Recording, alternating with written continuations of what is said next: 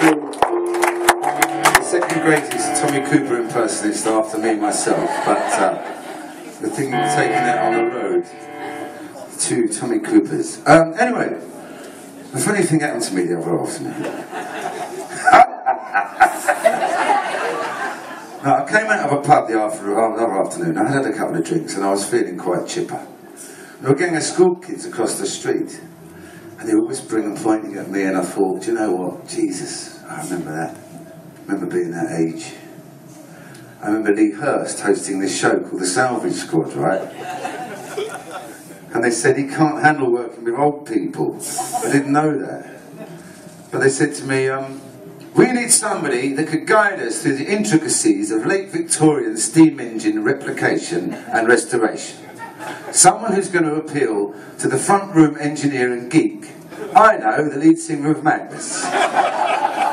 That was when I discovered Lee Hurst had fucking rejected the second series. Anyway, I came out of this pub, right, as a gang of school kids.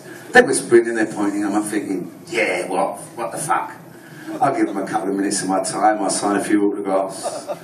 And as I went for my pen, they pointed, and as one shouted, "Wanker!" Fucking kids today. There's a lot of them, mind. No respect. It wasn't like that in my day, you know what I'm saying. Or was it? Naughty boys in nasty schools, yes. 1,800 to be precise. Quinton Kynaston in Finchley Road.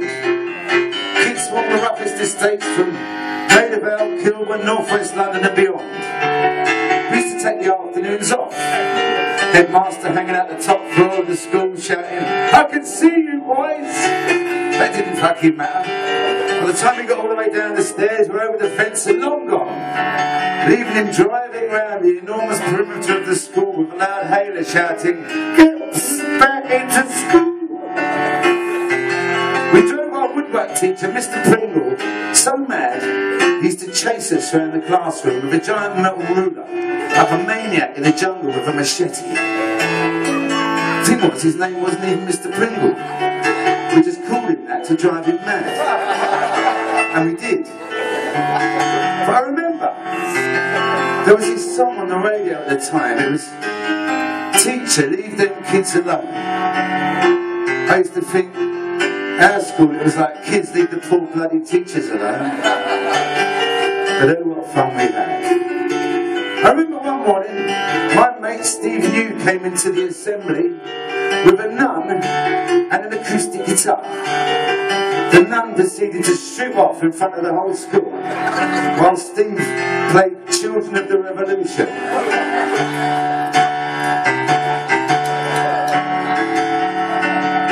Yeah, I saw Steve a couple of years ago, and I reminded him of this. He looked blank. He said, "Did I? How on earth did you remember that?"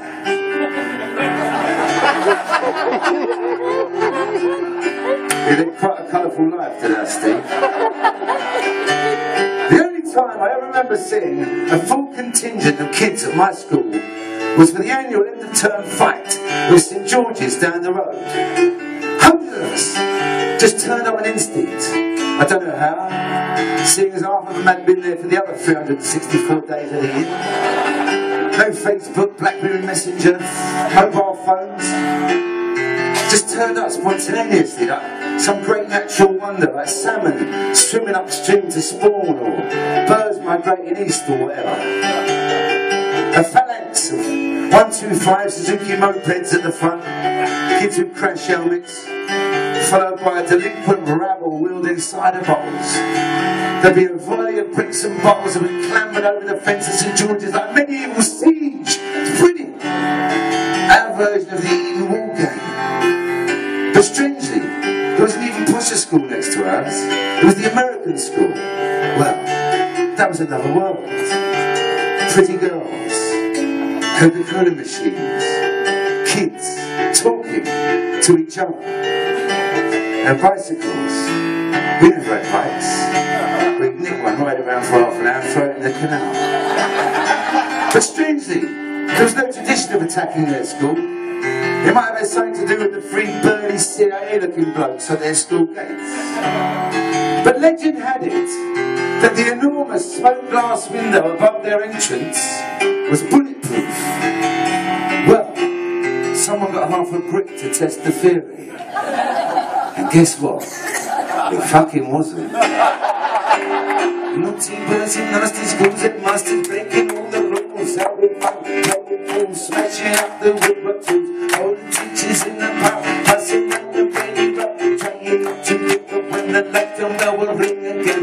Oh, what fun we had, but did it really turn out bad? All I learned at school was how to bend and break the rules, and oh, what fun we had.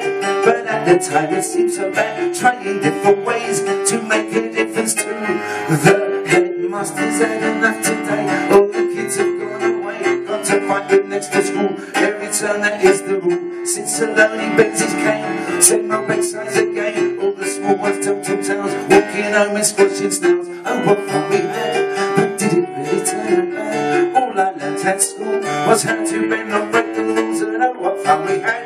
But at the time it seemed so bad, trying different ways to make a difference to lots of girls, lots of boys, lots of smell, lots of noise, playing football in the park, kicking push butts up the dark, baggy trousers, dirty shirt, pulling hair, eating dirt, teacher come to break it up, back of the end of a plastic cup, baggy trousers, yes, baggy trousers. Do you remember, with the waistband up here, with 9 buttons, and for some peculiar reason, the pocket was down by the knee.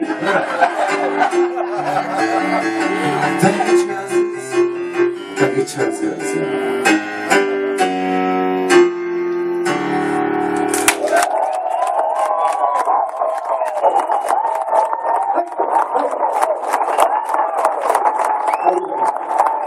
Yeah.